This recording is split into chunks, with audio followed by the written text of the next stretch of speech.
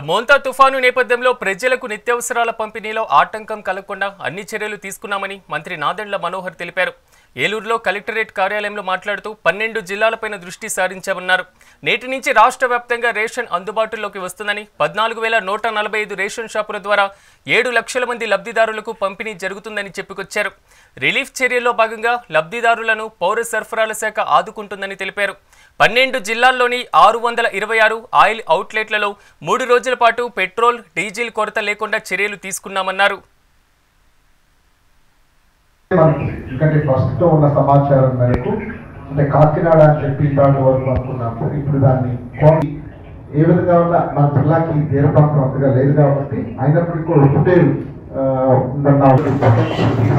Centres లో ఒకటి కలిదింట్లో already 42 మందితో ఆఫ్టర్ కూడా అంటే పవర్ కానీ, శానిటేషన్ కానీ, డ్రింకింగ్ వాటర్ కానీ, ఎమర్జెన్సీ మెడికల్ కిట్స్ కానీ ఇవన్నీ కూడా అందుబాటులో చూసుకోవాలని చెప్పారు. గౌరవ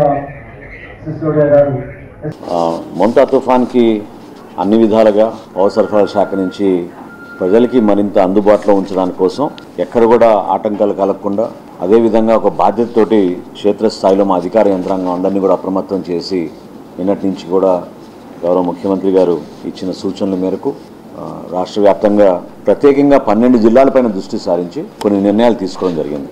సో మీ అందరికీ తెలుసు, ప్రతి నెల 1వ తారీఖు నుంచి రాష్ట్రంలో ఉన్న కార్డుదారులందరికీ కూడా మేము పౌర సరఫరాల శాఖ నుంచి రేషన్ అందిస్తూ ఉంటాం.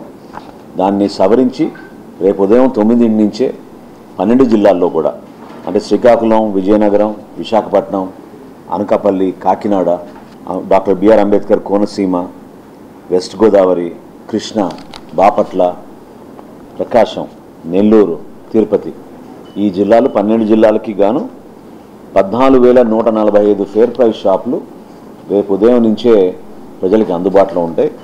సుమారు 7 లక్షల మంది లబ్ధిదారులు, కార్డు హోల్డర్స్ దీని ద్వారా లబ్ధి పొందొచ్చు.